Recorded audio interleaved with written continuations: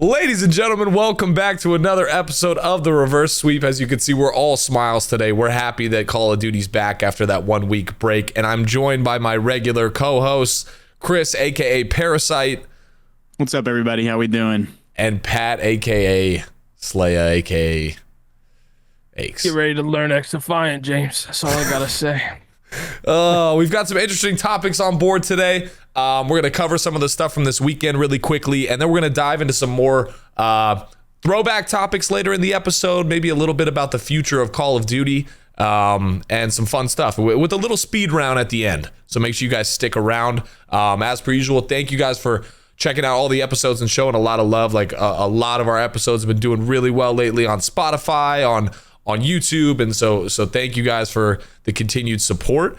Make sure you guys are subscribed, and we'll hop straight into the matches from this weekend. Obviously, the highlight is our two grand finals teams. Both went 2-0 or 2-0 and 0-2, and it was conveniently not the ones that won. So LAT struggled a little bit right off the back of the major four win, and OpTic is seemingly still playing well.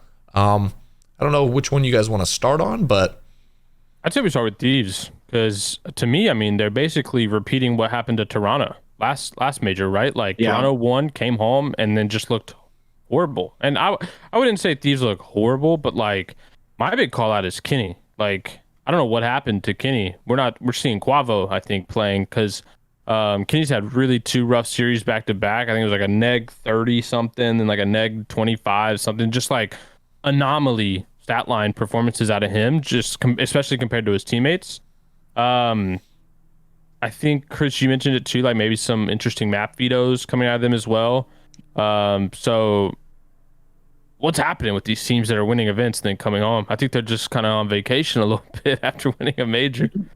Well, also, I mean, if you go and watch like New York, their interview, they basically talked about how they were doing a lot of like studying in terms of like LA Thieves' search, and they played Search and Destroy really well in that series. So, I mean, yeah, definitely they could have some vacation stuff. Thieves in general are just not that good online usually, besides the last split. But I think it's just like when you win a tournament, you just put like a target on your back, and everyone goes and watches your gameplay and studies you as a team. But also, like, when they play you, it's just like, we got to go hard. We're playing the defending champs, and it just gives people more of a reason to try their ass off when they play you. So, or it could just be actual complacency. I just think Kenny in general is just struggling right now. He has not been their best player in the online splits. He always turns up on LAN, specifically versus OpTic, which is arguably their most competitive competition here. Their most consistent competition, I guess, towards the tail end of the season. But online, you just don't get that performance out of him. I don't know what it is. I wish I could put my finger on it, but I truly don't know. now granted it's still early, like it's only the first two matches of the split, but we did see how quickly that can turn into what happened with Toronto, and then they found themselves in the losers bracket for stage or major 4. And these, who did they play? LA. They were pretty. Oh no, they played good matches. Yeah, I mean, no, they played good matches. They played Ultra, who obviously has won a tournament in New York, who's also won a tournament at some point. Yeah, but Ultra had them. Yeah, Ultra just fried them. New York, they had a clutch. Yeah. They had a close series, where New York's, I guess, smaller map pool kind of got the better of them, and it pushed them to a map 5. But yeah, Ultra just handled them bad. I still think I think it's just Kenny, bro. Like, Kenny just needs to step up for this team if they want to start winning their matches. Luckily for them, though, their schedule going forward is really easy. I think it's London. It could be Florida and Rocker or something like that. 4 teams basically. Yeah, so I'm not worried about them making winners bracket unless they just have some catastrophe happen where they all forget to play, the game. But yeah, no, just it's weird seeing these teams, come from such dominant on our land, victories to coming home and just looking like they forgot to play. Yeah, and then on the OpTic side of things, I feel like they kind of just keep looking solid for the most part. Everything looks pretty good. Nothing really changed. It doesn't seem like these grand finals losses falling short are doing too much. What are your guys' kind of predictions moving forward with this final qualifiers weeks with OpTic and Major 5 and Champs coming up? Go ahead, Pat. I'm trying to think who all they play. But to we'll schedule up. You just keep it going. Yeah, to your point though, yeah, I mean they look good. I mean Huke also has kind of like, I mean we talked about this before the event too. Like if Huke stays on the level that he was having in Major 4 online, like they're gonna probably win the event. We didn't see him keep that level of consistency up, and I think that's almost impossible. Like he was playing above expectation, but I mean he's back. He's frying online again. Dashy as well is I mean so far been the best player on their team in my opinion. I don't know if you, James, got a second to see his interview today, but like he was locked in to say the least. I think he said like 10 words in total, and they're just like trying to get him to answer questions. But yeah, I mean their whole team is locked in. They're playing well. They're clutching, and still beating FaZe pretty easily. To answer your question, Pat, they play Florida, Toronto, Seattle. And that should be it, right? Florida, Toronto, Seattle. I think they win everyone except Toronto. I think Toronto beats them, but I see them going 4-1 and then being back in the winner bracket, no problem. I could see still. I mean, like, yeah, Toronto's been looking on the up and up, so like I expect that to be like a tougher fight for them. This split, but there could be another world where these guys somehow just go undefeated again, which is it's highly typical. I feel like they're like a safe bet to bet on, like in terms of like how they're going to perform in the qualifier. I think Dashy is just continues to be him. I think Huke has been playing very well online, at least consistently. Shotzzy and Dan are both filling all their roles, and they're still experimenting with their gameplay, or their map pool. So if they continue to do that, maybe there's a chance they lose. Like they almost lost that one to Vegas where they played some questionable maps. They still ended up coming out to win, but I wonder what their strategy is going to be like going forward. Because personally, if I'm them, if they beat Florida, they're pretty much guaranteed. That's like their next match too, right? So if they beat Florida, they're pretty much guaranteed winner bracket, I feel like. And then they play Seattle and Toronto, which are both competitive teams, I'd say. Like they have the potential to basically win a championship, if not make long tournament runs.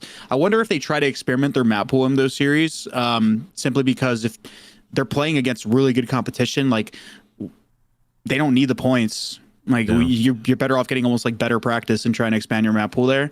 So we'll see going forward what their strategy is like, or maybe they just stick to their guns and try to go for an undefeated stage again. Curious. Yeah, and then on the side of besides that, we still kind of have this last slots for the to make champs kind of up in the air, and we see Boston kind of creeping down into that fight a little bit. I don't know what the exact point differential now, wasn't it like somewhere between like 140, 150? Yeah, they're all within 10 points. Any predictions how that kind of pans out here over the next couple weeks? I got Vegas taking the 8th place over Rocker. I think that'll happen. I think Rocker losing that series to Boston was pretty impactful. Like, I think they had another chance to have like one of those 2-0 home series, and obviously went 1-1. I just think Vegas is playing really good right now. Like, arguably, in my opinion, Vegas could be 2-0. They could have beat OpTic in that game 5. Like, that was very doable for them. So I think Vegas will kind of continue that momentum. I think they'll have a solid online stage. I think they'll make winner bracket. I don't see Rocker having a good online stage, and I see them starting in losers at the event. And so really, I think Vegas is 10 points behind. If they can at least tie and then just outplace them at the major, they pass them for champs. So for me, at least, I think Vegas is going to take that 9th spot. I'm not too worried about Boston. They're obviously very good online. I think they'll basically lock in their spot online for the most part.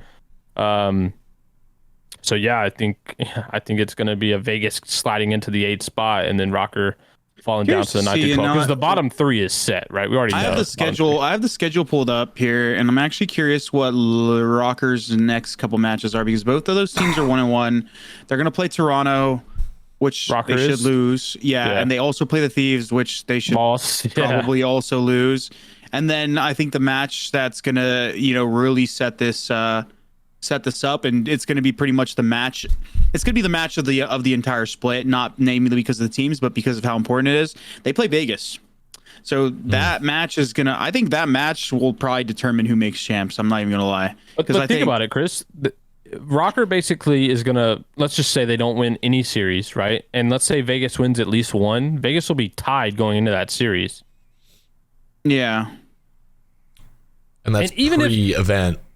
Yeah, and even if let's even say that Rocker beat them, like they'd still only be up 10. If Vegas just outplaces them at the event, there's the thing though, like outplace them, but like you win one series and win one, you get 20 points. I know, but they literally had that opportunity last split. They had majors. They went to the major. They were in winners bracket. They played New York, which was arguably probably the easiest out of all the winners teams, if I can remember New York correctly. Turned up at that event. But I think New York is on the trajectory, is on an upwards trajectory right now as well. So I don't know, man. Like, I think it's going to come down to their bracket. And for their sake, I'm hoping, because, like, obviously, I think a lot of these top teams, for example, are going to be trying to experiment with their map pool at this final stage online because, they realize, like, we don't need points as long as we make winners bracket versus the top teams. Like, let's try and see if we can, push our boundaries a little bit. And that could skew the, the actual, like, bracket setup pretty dramatically. And who knows? They may end up getting a really hard winners bracket. And they didn't do particularly well on LAN this last split. So, yeah, I mean, I hope Vegas make it simply because I think it would be dope for Vegas to, obviously you make it the champs in Vegas. But I'm still worried, man, because as much as they have the potential here to beat Rocker and upset them and get them into a point where they're like tied basically going to the major. I don't know if I have faith in Vegas making a run after their trash LAN performance at the last major. I don't know. Scary stuff for this, but I mean, it's going to be exciting going forward to see who makes this final spot. And also we didn't talk about Boston much. No, I think Boston's fine. Boston, I feel like has enough talent, and we'll probably see it next week when they play like Florida. I think is what they're going to play on Friday, where like they shouldn't like lose to any of these teams. While I still think Vegas and Rocker are still prone to being upset to like a LAG or a Florida, or even like a London just randomly. Like where Boston, I think like they're so like talent stacked in terms of just role like talent that they'll just handle those teams regardless of like them not being able to like contend against, OpTic or FaZe or whatever. You get the point. So I don't think Boston will fall off and be in that conversation. Yeah. Now on to another front. As mentioned, Rocker did have another one of their home series, this event where they had some teams out there to play in person. And there was a little bit of drama going on with the sound equalization coming back into play, except on LAN, because obviously they can't turn this setting on that helps your audio at the actual majors, because I'm sure it's just due to the CDL monitoring the PCs. But because Rocker's hosting this event, I guess it was up in air that you could either use it or not use it. It's technically not CDL event. So people did use sound EQ on LAN. Thoughts, gentlemen? Their reasoning was terrible. They said that they wanted to obviously like get the best practice because they were gonna like turn it off for this one match and go home and have to turn it back on. So what the fuck's the point? And then you have Denz, who's the general manager for that team, also saying, oh, we knew that we could win the mental battle if we just like didn't like agree with them. So like two sides of the story here that just don't add up for the reasoning behind it. I'll tell you why. Real quick, isn't that insane? We broke GAs and we won the mental battle. Like what? No, what world am I living in? The thing is though, it's not technically a GA because everyone uses it online. It's more so the fact that like people don't use it on LAN because Activision can actually enforce it. But at this event, there's no like Activision CDL employees. I'm pretty sure it's just like all like Minnesota's people, like basically running the whole thing. So they can't really enforce it technically. However, I'll tell you the reason why they used it. Boston, again, you were talking about it. They're in a potential position where they can drop down if all fucking hell breaks loose and they just start getting smoked, right? And one of those teams that they would eventually, potentially be in the race for is Rocker. If they lose that match and there's like some tiebreaker situation or something like that, they could potentially fall out of champs contention. So clearly, these guys were playing well online with Loud and CQ, and ever since bringing back Reese, and they like the way they've been practicing. So they decide, yo, stick to what we were doing, and let's just make sure that we win this match. That's why they did it. Any other reason they're going to give you is complete fucking bullshit. And if they would have just said, we've been practicing really well and we really wanted to win this match, but that's why we did it, I would have been like, okay, it's respectable. It makes sense. I can't tip you for it because it's still like lame, but like I can respect the honesty and I understand. But the fact that they completely fucking lied and just were blatantly bullshitting and then making stupid shit like, or saying stupid shit like, oh, it wouldn't have mattered if we had it on, we still would have beat you. Like, bro, it's fucking cowardice. Like, dude, what kind of generation of Call of Duty players do we have in the CDL nowadays where people are just gonna like purposely break integrity for a small advantage? There's actually a different world we live in, bro. It's a different world, and if these guys did this back in the day, no one would be screaming them. Not only that, you wouldn't get picked up. Like, no, I don't know about the pickup stuff because people are well, maybe back in the day because there's more options, but nowadays people are desperate for players, and although they did break GAs, like some of those people are talented and could potentially be good on other teams if, you know, people needed players. But I think more so just like, if I were other teams, I'm not scrimming them. Period. Am I faded for that? No. I don't really see why you would. Like, it's not like they're good enough that you need to practice. Like, there's plenty of better teams. It's not like they're FaZe or OpTic or Thieves or Ultra, like, or New York. Like, bro, FaZe, OpTic, Thieves, Ultra, New York, those guys could just scrim each other for the rest of the like season. Why even scrim Rocker or Seattle too? Seattle too, because Seattle's a pretty good respawn team. Why scrim Rocker, Boston, LAG, Florida? There's no point. You're not going to get any better from playing those teams. But yeah, I mean, I just personally think it was cowardice. It's fucking pure cowardice. It's stupid. Pat, anything to add on to that? Yeah, I mean, I think it also, outside of that, shows a pure lack of confidence. I think this Boston team obviously has been struggling with finding the right roster all year long. And we've kind of talked about it. Like, they're basically never breaking into the top 4. We know that. They're basically just fighting through for where they're going to fall in the 5 through 8. It's an overperformance if they do. Yeah, and so for me, I mean, I think it's just a lack of confidence. This team doesn't have much confidence in themselves, and if they think that they've been playing online really well because of sound EQ, when everyone knows they can't use it on LAN, they can't use it at champs. So I don't know. There's a pure lack of confidence. It honestly makes me kind of want to put Boston down even further in my, like, where I have them ranked. So, congrats. They won the 20 points. Or 10 points. We already thought they were going to make champs anyway. So to me, this didn't really matter. Like, I thought this team was a lock for champs. So, nice. They'll just go to champs and get 5 through 8. Congrats. Also, while we're talking about the whole Boston thing, I know James is probably going to bring it up here in a second. The whole gunless beans banter. It's not even banter. They blatantly were shit talking each other. There was definitely some like spite in every single one of those tweets.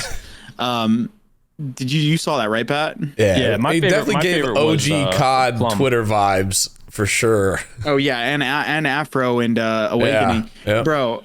Listen, Beans had to just hold the L because Pierce wasn't even shit talking him. He literally just said, did anyone see Beans get hyped after shooting 2 people in the back and screaming? And I went back and watched it because I missed it. Beans legitimately shot 2 people in the side. No one shot a bullet at him. Routine kills. And said, "Oh my God!" And I was like, that accent was kind of good, Chris. I'm not gonna lie. I love the little British slang onto that. I watched it and I was like, dude, that's actually hilarious. Like, yeah. And obviously, Pierce was, making fun of him for it. I would have too. If I actually saw it, I would have tweeted, did he just like get hyped over shooting 2 people in the back? I probably would have tweeted something like that. No bullshit. And then he comes out and says like, oh, that's very weird of you. Like, you're basically dick riding, by being on my case like that. I'm like, bro, he was just making an observation. I think it was funny. Beans was just so hurt that he got caught, just being an idiot, that he just started throwing shots at Pierce. And Pierce obviously kept firing back. I don't really see how you can talk shit to this guy. Like, Pat, come on. Especially when you've done absolutely nothing. Like, Yeah, it was an interesting what? Like he just joined the scene. He's done absolutely nothing. So I don't know. Listen, I respect Beans because he's a very outgoing person and like shit talk is good for the scene. It's just more so like he just had to hold it. But at the same time, I'm not calling gunless LeBron by any means, but this was some Dylan Brooks shit from Beans for sure. There is a lack of respect between like the younger generation and some of the older heads. I think at least in terms of the older heads that like don't compete anymore, I feel like a lot of people, like even when I played in challengers, there's just people that would talk to me sideways and stuff like that when I'm like, bro, what have you done ever, and what will you ever do? I don't even care about what they have. It's what they will. Like, bro, we could come back to this in 10 years and you'll still be at the same place with 0 event wins, 0 MVPs and anything, but you're still chirping. And then there's those people, it's like, oh, I wish I competed back then. Bro, if you compete back then, you would be in the same spot you were now just back then, because that whole argument, even worse, like that Big T made, worse, even potentially worse. That whole argument that Big T made with like the floor and the ceiling is completely true. It's like we only know as much as like the person that knows the most at that point in time. Like that's like the potential, and the potential keeps rising as people keep playing more games and learning more and playing against higher level competition. And it just, if you were playing back then, you were not doing what Pierce was doing. So show some fucking respect. He might not be doing that now, but obviously circumstances change, teams change, games change, personalities politics play a big role.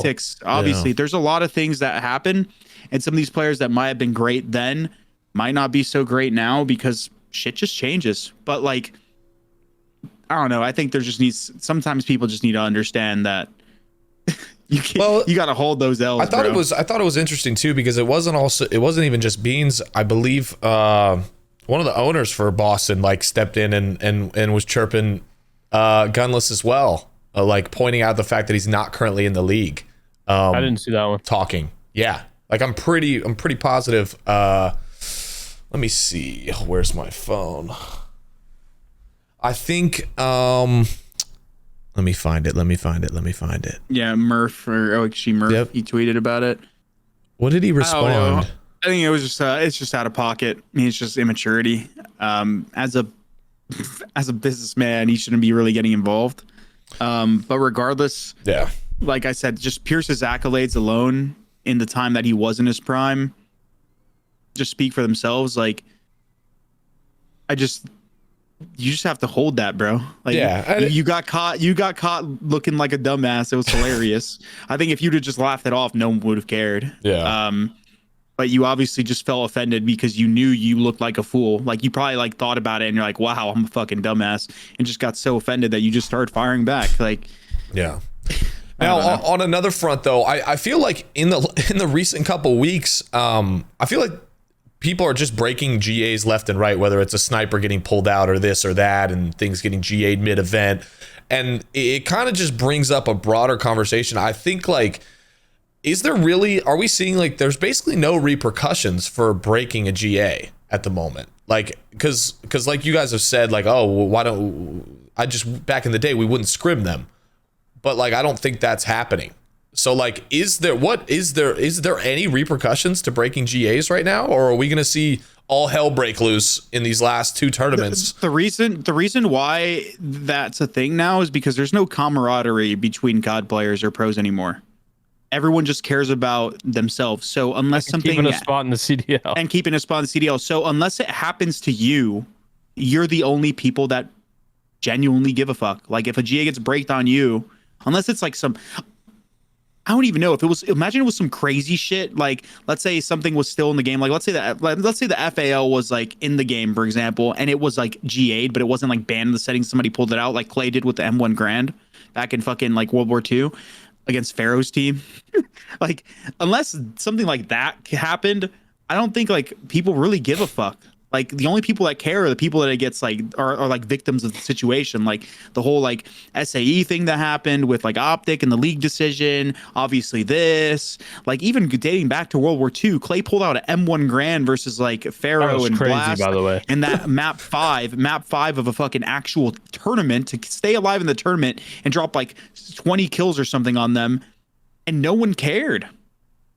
Like, I just think people just don't have any camaraderie anymore unless it directly affects you. Because everyone gets paid now, bro. I'm telling you, people hate this argument, but like the money changes a lot, and I think that's when you compare like to what I would say like the glory days are or whatever, like the BO2 and on. For me, it's like the big difference is just the amount of money that's in the scene now, and so when everyone's comfortable, everyone's happy. It's like it doesn't really matter as much. It's not about the competitive integrity of the game. Like I think Looney had one of the better takes. He was like, back in the day, the number one priority for every player was making sure we played the most competitive version of the game. That was it, and winning on the most competitive version of the game. Nowadays, it's just about getting money. Like, winning is, I mean, like, because people wanted to be the best, winning is and cool, they wanted to have fun while also making money. Now it's like people want to make money and they try to have fun. Right. They want guaranteed money, like as if it's a job, you know. And that's the number one priority for everybody in the league now. And I mean, there's a natural kind of progression with that, with like how people get older, and like it's obviously a priority, like when you're older to have a stable income. But that's the number one priority. I would even say it's more important to 99% of the league than winning is. I would say that for sure. Well, yeah, back then salaries were so low, even when you did get a salary, that like winning was where you made your money. Yeah. Nowadays, the opposite. You make your money in salary. That's because there's like 4 teams that can actually win. So naturally, the fucking the 8 other teams that know they probably aren't going to win a championship, they want to try to like win it. But like, as long as they're like at the middle of the pack, as long as they're playing at an acceptable level, they just want to get paid, drop bro. level. Yeah, not get drop level. They just want to get paid. And, you know, continue their career as long as they can. If I'm not, they're just like, okay, if I'm not number 1, it's okay. Like, I'll just be top 5. Like, yeah. Terrible mentality, man. Do you think there's any space where like there should be a system where the CDL gets involved in GAs? Well, GAs are technically not supposed to be a thing. And no. Well, it's also because there's so much gray area in the GAs nowadays. Like a setting on your computer, like that's insane that even exists in the first place. But like, and also it's technically not regulatable, even though it technically is. It's like, for example, like let's say the reason for it is like, let's say, okay, you can go in the setting, turn it on, ref walks away, he doesn't see it, you play the whole map, you go in real quick while it's ending, you turn it off, they can't really tell technically. Same thing with auto attack sprint. Yeah, exactly. So unless somebody was literally recording your screen and your entire, it's like monitor camming. Like the only way that they could enforce that, like at home, is if you basically were monitor camming the whole time. Like, and they saw all your whole entire setup. And the crazy part is that we have to rely on that. Like, why 100%. Can't players just be like, "Yo, honor system"? Like, none of us do this. Like, that's what we did back in the day. We did that with snaking. Well, for years, we got away with saying, "Yo, nobody snake. It's the wrong thing to do." And players just were like, "Okay, yeah, that's not our playstyle. We're not going to do it." Complete opposite. But I think it's a lot harder though, Pat, nowadays. Because especially with a setting like that, like imagine there was a setting on your Xbox that allowed you to have better aim assist, or I convinced people that was a thing on Xbox 360. I remember. Was absurd, better aim assist or better recoil, or like just something that like was an advantage, but you couldn't really tell, right? You would just assume, oh, this guy's really good aim, right? If that existed, people would have 100% been doing that shit back in the day. And no one would have fucking known.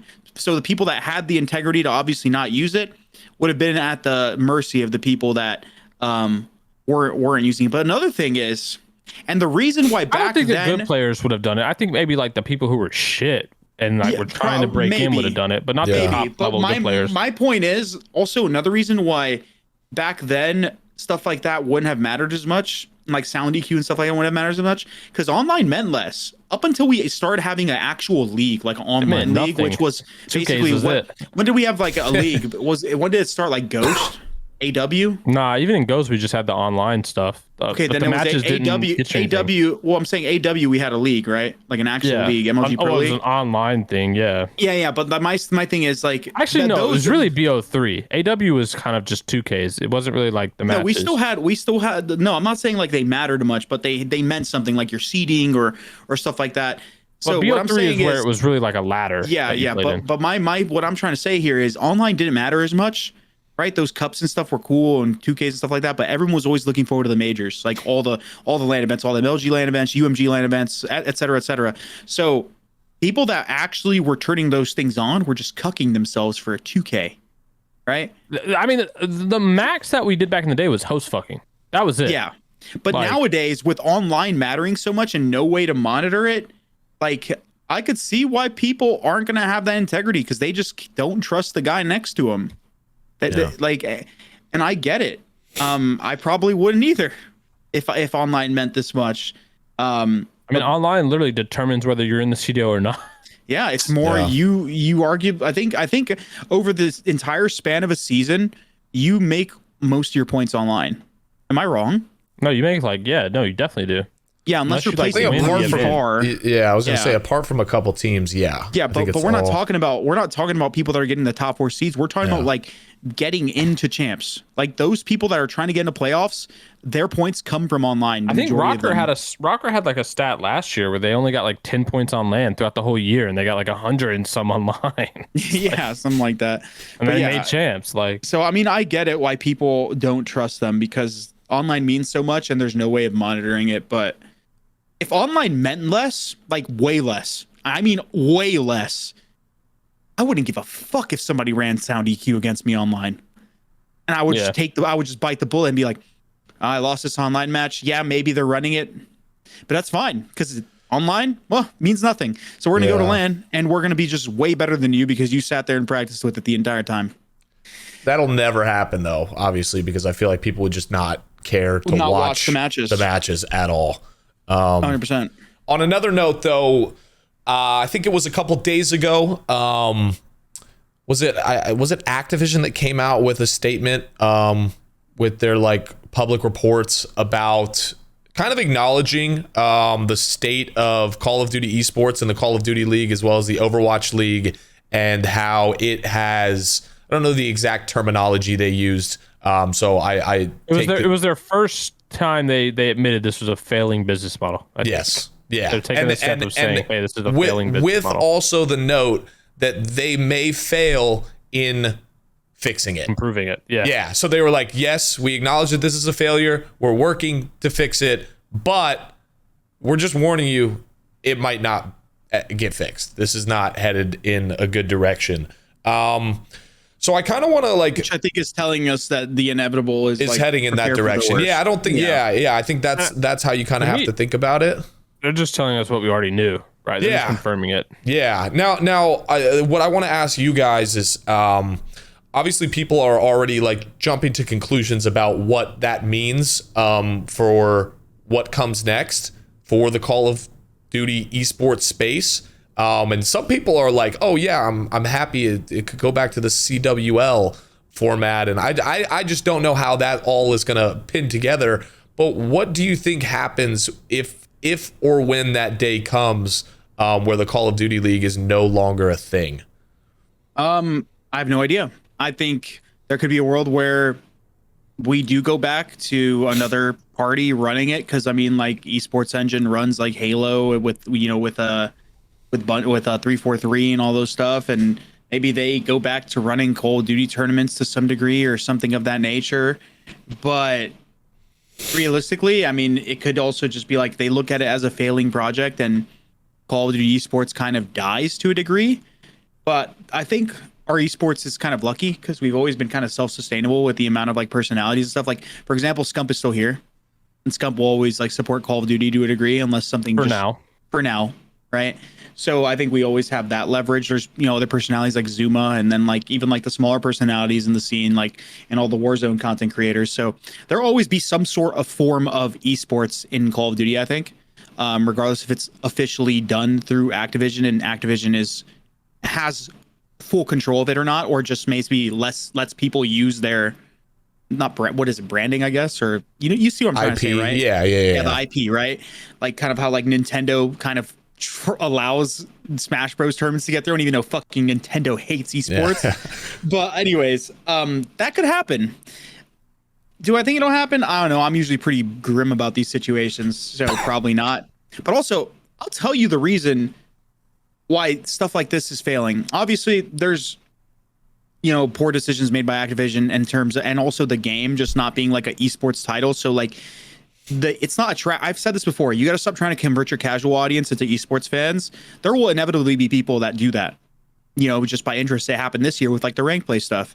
But you need to garner the hardcore FPS fans into like coming from like games like Valorant or like other games and being like, wow, I want to play Call of Duty competitively, not Valorant competitively or Apex competitively or CS competitively. It's hard to steal those games because a lot of those games are made strictly for competitive, but that's how you build a successful esport, because there's tons of people that watch esports and FPSs, but you want to convert them into also watching Call of Duty.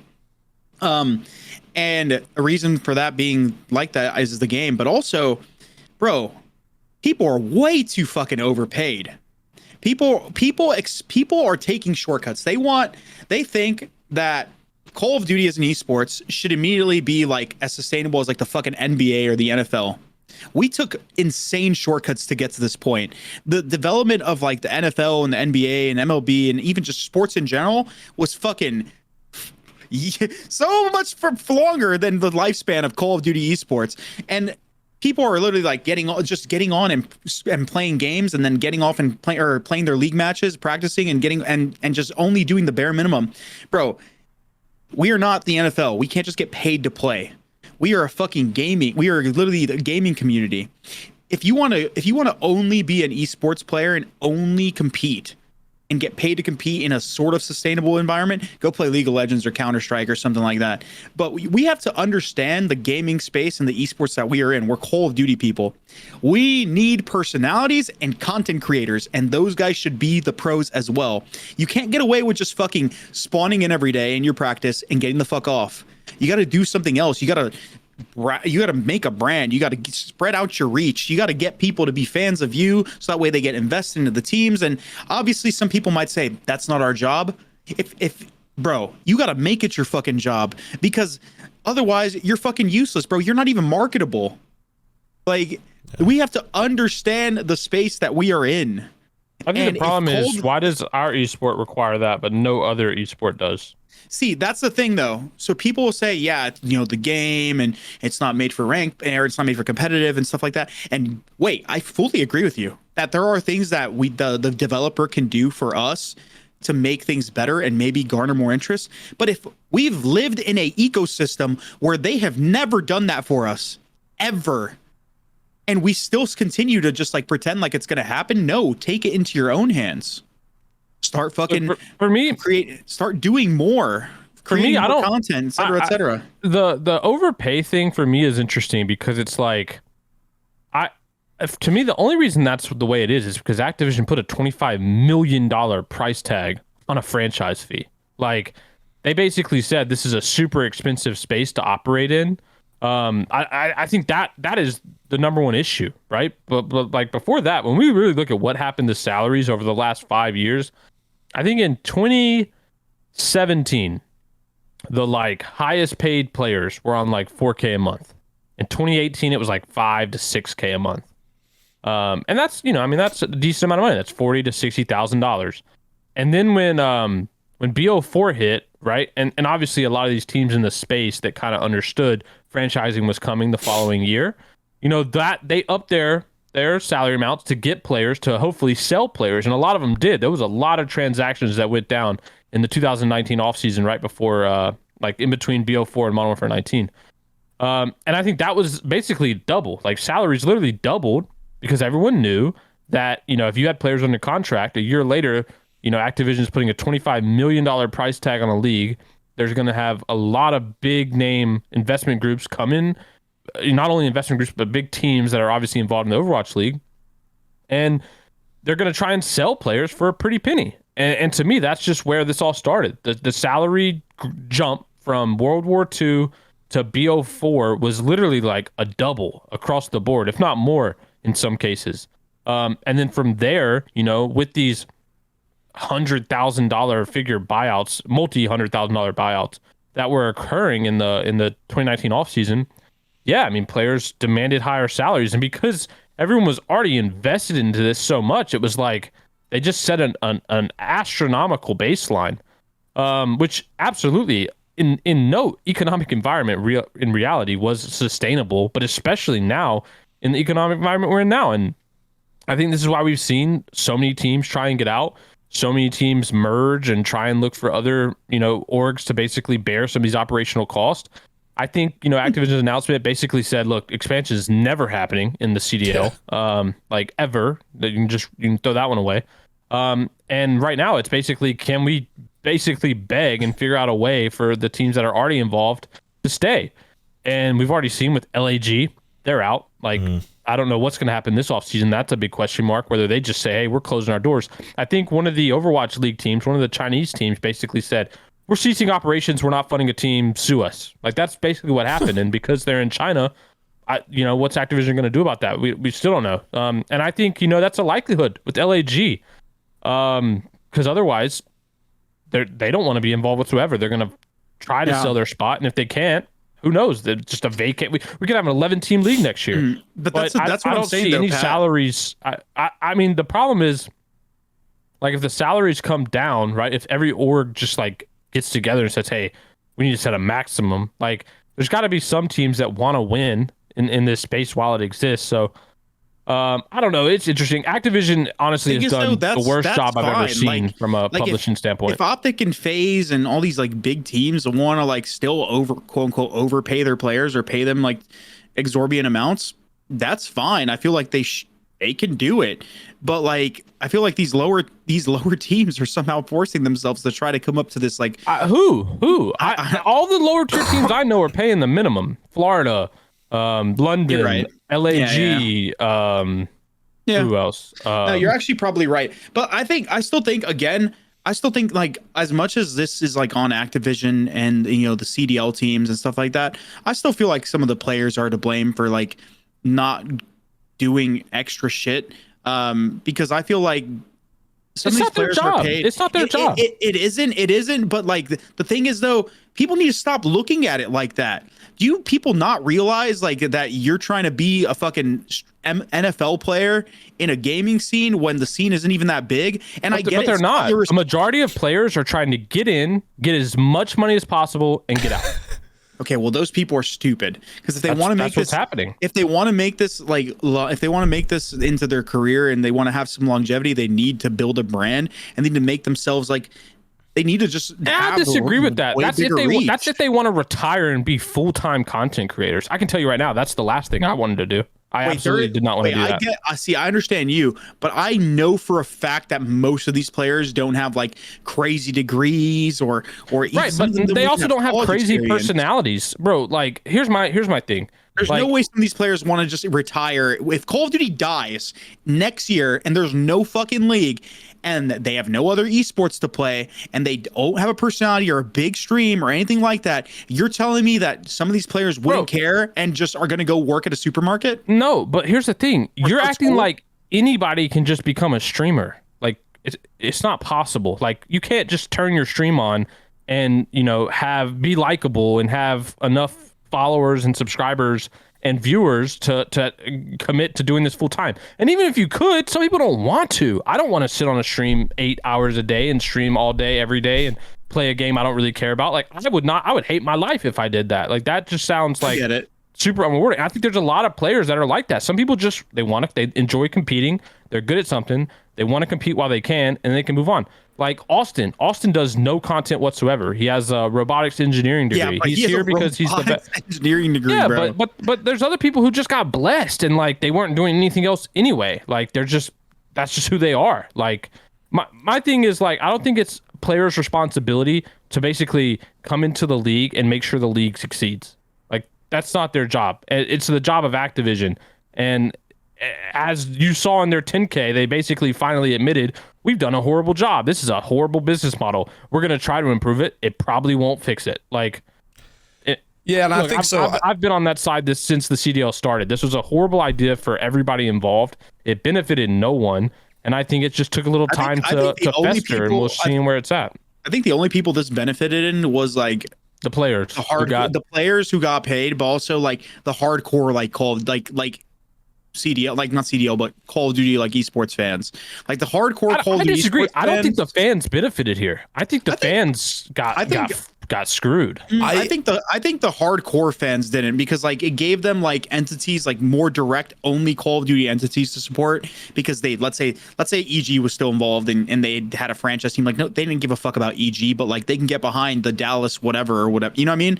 So like I think if anything it helped the hardcore fans, because I still think, as much as there isn't that many, I think there's a lot of hardcore like esports, Call of Duty esports fans that always go to the events and always like buy the merch and support their individual teams, or even like the broader spectrum of like people, because there's a lot of just die hard fans. And I feel like franchising was only, like from the fans perspective, was only good for those people. But when you create a closed environment with closed entities where it's literally just only in this Call of Duty space with people that aren't going out of their way to reach out to, other things, and you're creating a game that is only meant to encompass the Call of Duty fan base, you're not going to attract new people.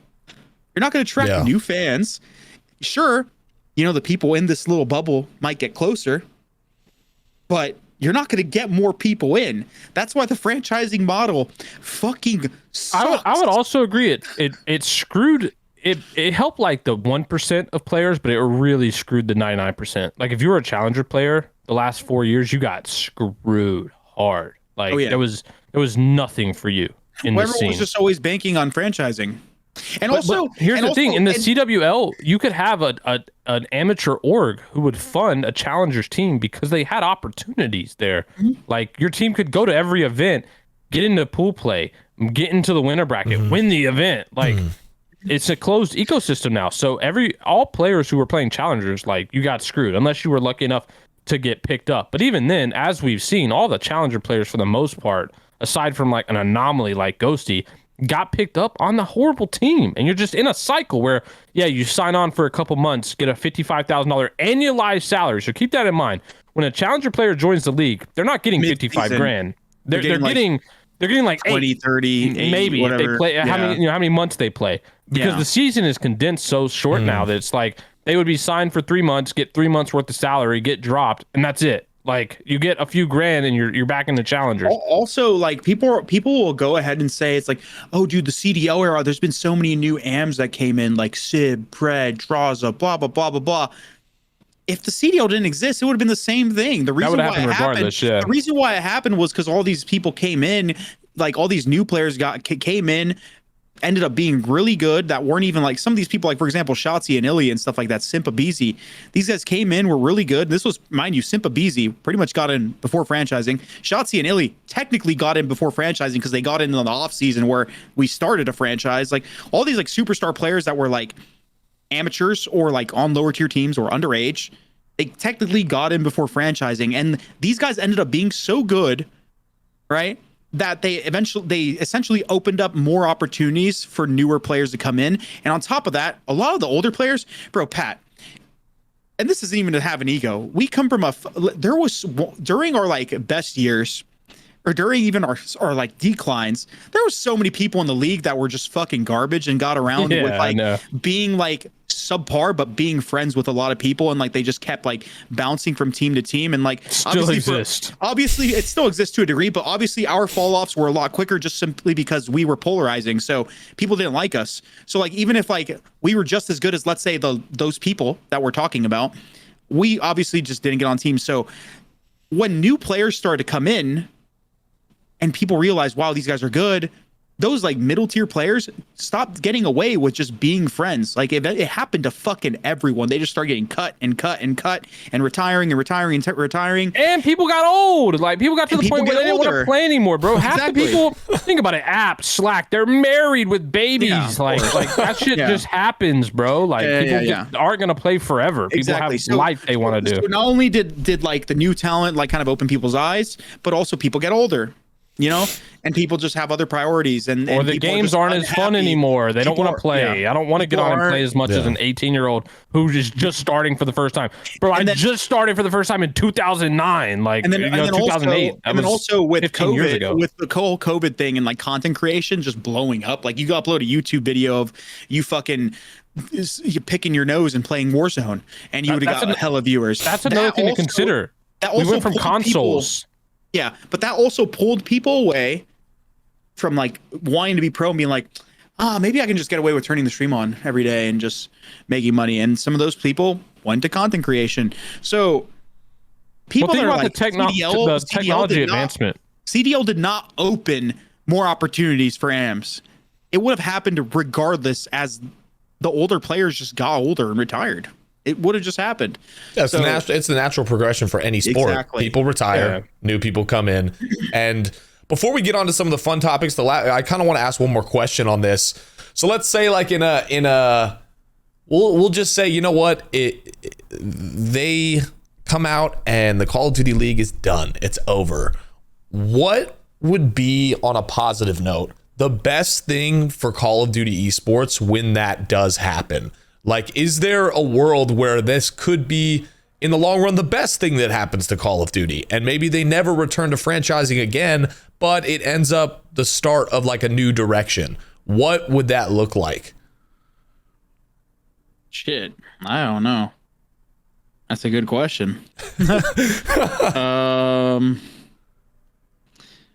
I think it would. I think Either Pat's frozen or asleep.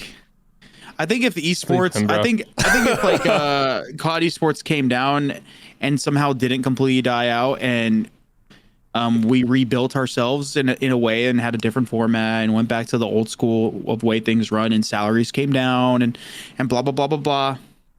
I think it could be good because I feel like more people would be interested. It would bring back a lot of amateurs too. If like, let's say they did open events again, where like the pros weren't just playing against pros, and the challengers and stuff like that could get their opportunity to shine. I think it would bring in more people there, so that'd be kind of cool. But also, if organizations were genuinely interested in getting involved in the space, let's say salaries and stuff like that came down, and these big fucking giant orgs didn't want to just spend insane amounts of cash, I feel like it would be nice because people wouldn't have to make new fucking entities. Like, big organizations could get involved while having to make a new fucking franchise and get people and cross-pollinate with it. It's just like, that's another reason why people don't want to get involved with franchising. Why the fuck would these organizations want to have to create a complete separate entity that people that when they already have one? I don't think that was as big of a deal as a $25 million price tag. That too, I think but that like, was the I big feel like turnoff I feel for like, a lot- I agree. a lot of See, I big see. I teams. think that's a big reason, but like, why the fuck would people honestly want to do that? Like, there's people that got lucky, and I don't know if they were allowed to do it before. Well, yeah, with like OpTic and FaZe, I guess somehow like were able to keep their name. I don't really know how that worked, but other teams weren't. I don't know why.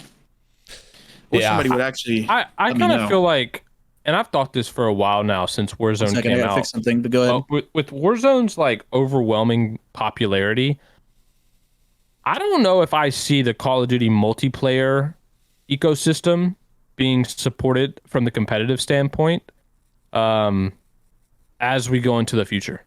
I think regardless of what happens with the CDL or whatever, like I see a world where this kind of model shifts to and mostly focused on Warzone. You know, obviously Warzone 2 is a bad comparison. I don't think it's doing that well, but I mean, we have all seen Modern Warfare 2's numbers specifically. Yeah. It's in the same boat. So to me, at least, I think this kind of will shift to a Warzone focused thing, for at least from Activision side, right? Being more of an influencer marketing, obviously prize money, obviously competition. I just realistically see this shifting from multiplayer focused to Warzone focused, because to me, there's just more viewership. There's more people who enjoy Battle Royale right now in Call of Duty than there are people who enjoy classic multiplayer for Call of Duty. And so I wouldn't be surprised, like I said, if you know, not only part of what Activision's plans are were to shift this to Warzone eventually. See, it was true for a while, but like lately, Warzone numbers have been worse. Yeah, I was gonna say, I think it's a grim time for Call of Duty in general right now, because Warzone will get another update, right? It'll have a Warzone 3 in a couple, like, you know what I mean? It'll to me at least, if that does successful, then that's where I kind of see that happening. Yeah, I don't know.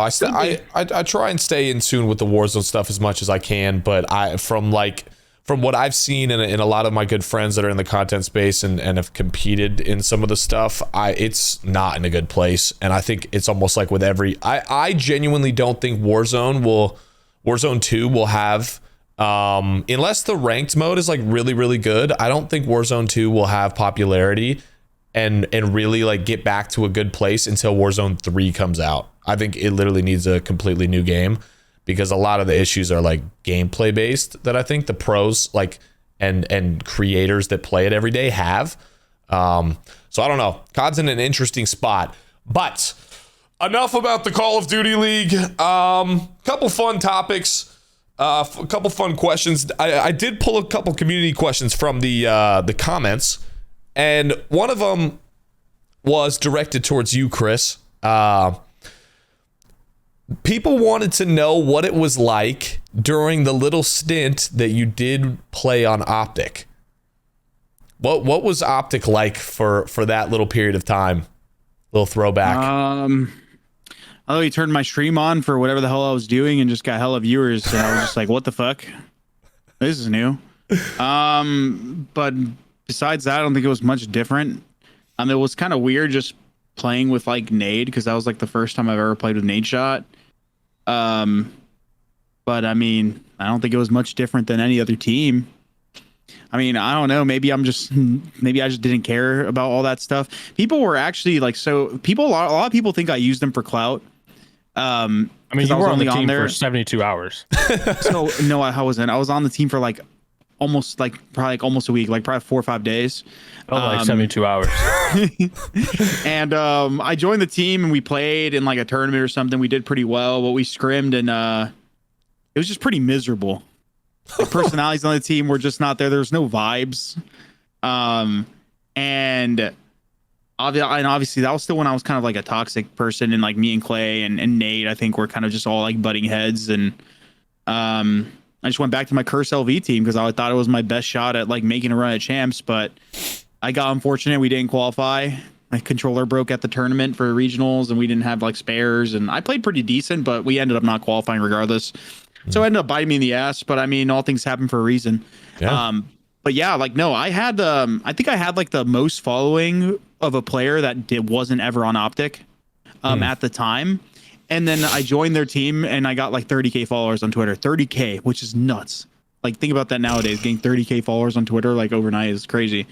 And people were like, oh, did you join them from Cloud? I'm like, bro, I literally just joined them because I thought it was a good idea. And then I realized we were ass, and I was like, okay, I'm just going to leave. And it was good for them because they ended up getting third at champs. So, yeah. I mean, people might have not liked me for the decision at the time, but I mean, I think it ended up benefiting them. So, funny stuff. And then on the same note, an OpTic question for Pat. I know how much of a longtime OpTic fan you've been throughout your life. If you could pick any OpTic roster to like hop in on and fill a spot that you think you would have fit perfectly and just been a dominant team with an OpTic gaming jersey on your back, what are you picking? Shit.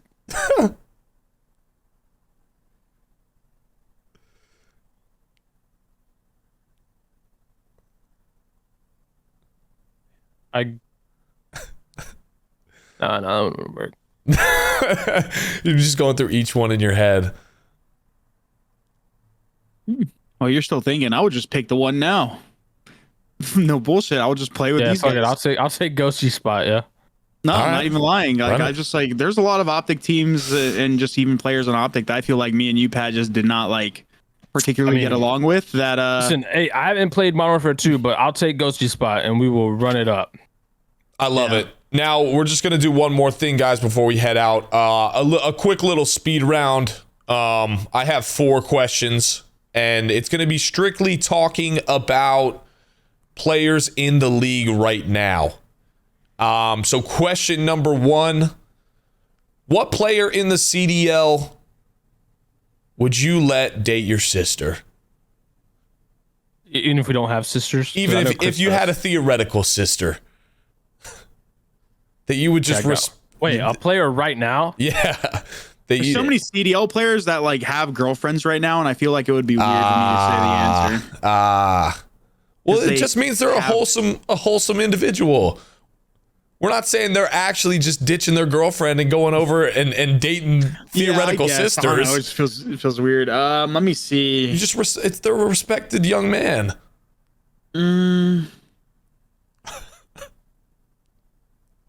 Just player or coach as well? You can toss if you want to toss a coach in. Toss a coach in. I'll say my boy Adam Assault, bro, because me and him are good friends. And good lord, I feel bad for your sister. he's a cool dude, bro. He's my boy. Oh, Lord. What, dude? No way, dude. No way you're hating on Adam right now. Yo. No way. Is Adam a dog? Shocked. Is Adam a dog? Let's hear this one, bro. Let's hear this one. Trying to think who's like super nice person. Yeah, buddy. You're not getting away with this one, bro. Nice. You're getting roasted no matter what. Now, don't give him ideas. Don't help him. Actually, I know who. I hope he sees this because I got him in fantasy. Fred. Fred? Oh, you're fucked, bro. Bro, I got him in fantasy. Like, it doesn't matter. Pray you got him in your fantasies. Hey, yo, what? Oh, my fantasy lineup. It's Fred, Nasty, Envoy. Fred is yo, hey, you gotta chill, bro. Yo, who else is in my fantasy team? Fred, Nasty, Envoy, and Tem, maybe? Nah, it's someone expensive. No, it's someone cheap. Yo, I gotta figure out who's in my fantasy lineup. Well, I'll move on to the next question while you're looking for that. Who in the CDL would you want on your side in a street fight? Which CDL player do you want on your side in a street fight? Is that what you said? Like you get into a street fight and you have one CDL player that's out there brawling with you. Trying to think. Hold on.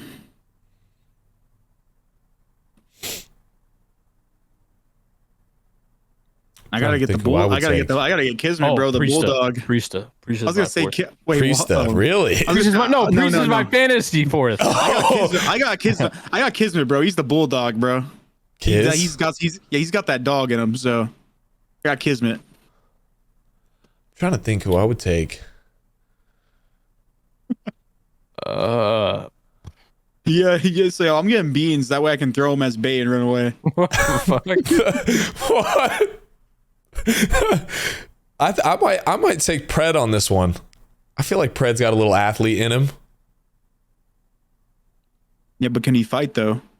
I don't think anybody in the CDL. Actually, he's from Australia. I can. Bro. I'm not saying I can, but I'm just saying. In Australia, they have like all these like weird ass animals like just roaming the street that could kill you, bro. Like, yeah, he's fending off kangaroos on the off season. I'm taking Pred, dude, for sure. Kangaroos. Pat.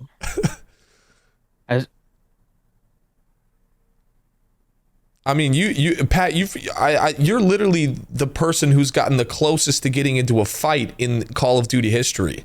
Multiple times. You're a street fight. You're a very experienced street fighter. Who I can rely on to like actually have your back. Like that's what I'm thinking about right now. I'm not thinking about who can fight. I think you might have to get Clay. Yeah. I guess I would go with Clay. Yeah. I feel like Clay's a good pick. I think Clay would get down, bro, if he needed to, bro. That's what I was thinking. I was thinking people who would actually like have your back in a street fight. Yeah. Like, Clay. Yeah, I would go with Clay. Yeah. I respect it. I saw a viral video the other day where like I don't know about you guys, but my For You page on Twitter is filled with nothing but street fight videos. Oh, dude. I don't know why. I see the most absurd thing on my For You, like things that like have scarred my brain where I like what just happened. Like I saw a dude with a sword in the UK fighting someone with a sword in the street. I saw that one. Anyways, no, but what made me think of it is like there was a street fight video where like the dude's friend just like bailed on him in the middle of the fight. So that's like the first thing that came to my mind is like, yo, I just need someone who's not gonna fucking do that. Dip. Well, yeah. So Clay's my answer. Well, Parasite, Chris told us that he's using Beans as bait, and he's the one that's bailing. So Yeah, Chris is the person I was afraid of. so you're not picking Chris. Next one, blackjack table. You're having a great night at the blackjack table. You're out there gambling, having drinks. Who are you rocking with at the table? How many people? You pick two. Clay. I'm going Timp in Austin. I'm going Clay and I want to say either all. Dude, I might throw in MC, bro. The wild card. MC's not playing by the book. No, MC is full. MC IRL, like, cause you're never chilling at events, bro. You're always fucking gone. But MC is fucking hilarious, dude. That guy is so funny. I would pick two of my favorite individuals. I'd pick Marky B and Benjamin Bance. Great vibes. Mark, Great is vibes. That is CDL good. still? Huh? Yeah, he's with LA. He's a coach. Yeah, he's coach. LAG. Yeah, Marky B is a good guy. He's a good pick. So is Ben. And then final one. This is my personal favorite. You just went down. You just lost a gunfight. It's 5-5. You have one person on your team that's left in a 1v1 to win champs. Who do you want in that situation? Any active player? Active player. You can pick a coach if you want to on this one too. Kidding. Cliche answer would be attached. Everyone says he's like super icy in 1v1s. But honestly, With the fate of the world on the line, bro, Andre Iguodala. That was crazy take. Bro, in a 1v1, I think I got Hydra, because Hydra has like the perfect, like, he's a rat, but like if he gets in like a scuffed gunfight, like a quick just reaction, like fucked up gunfight in a 1v1, he'll probably still win it. Even though he's a road, bro. You watch that kid play, he's actually such a lurker, bro. Like that guy's Valorant built in his fucking genes, bro. Like, But could he fold under pressure in a 1v1? He's never been. I don't think so. Champs? I don't know. That guy, the way that guy plays, I don't think he gives a fuck ever. I got my answer. It's the guy who hasn't let me down yet. Adam Assault. The 1v1. He's won it. He's already won it. Already got it. He already did, technically. Yeah. Yeah. There we have it. He actually did gun him bad too. And I gave him his favor back when I beat Huke in the 1v1 at World War II champ. So same thing. There you go. There you have it. I'd probably pick aBeZy. Tyler. Yeah. What? No. So you'd pick aBeZy in a 1v4. Yeah. I guess aBeZy in the 1v1 is probably over challenge. That's possible. Definitely possible. Well, that's going to do it for today's episode, guys. We covered a lot today, a lot of CDL stuff, some fun stuff at the end. Obviously, we're coming down to the end of the year. We have a couple fun shows planned coming up to kind of keep it versatile. Obviously, like we've talked about these teams week after week for the whole year. So a lot of the stuff, like, yeah, we're not going to sit and cover some of these other teams that nothing's really changing that much right now. So we're trying to get more fun topics involved. Feel free to comment if you want us to talk about anything specific or want me to ask them anything. Anything from you guys? I don't know. Thank you guys all for supporting. As always, we'll be back with another episode next weekend. Hopefully, we get some more interesting matches that we can cover, or I think season 3 of like Warzone ranked, and like there's a big new update for COD is coming out, so maybe we'll have stuff to talk about with like actual Call of Duty stuff, not just CDL. So, but yeah, thank you all for tuning in as always. Yeah, and also maybe I might be mistaken. I don't think I am though. I did see a Parasite YouTube upload in my inbox. Whoa! And so speaking of content, go check out Chris's gameplay. You know, we're always my YouTube is Parasite CD, like my initials. You got to change that YouTube video. I can't get the original. It won't let me. That's unless whack. I have a contact. That's whack. But maybe in the future. But yeah, I mean, I just started uploading my channel again, just throwing up some rank stuff. There we go. Content creation is king, right, Pat? Absolutely, and I cannot wait, James, to see all the content that comes out of X Defiant when we finally do launch and everyone can enjoy. So I love it. Everybody's just got their things going. Thank everybody for tuning in. This was a dragged out outro, but see you next week. Make sure to subscribe. Subscribe.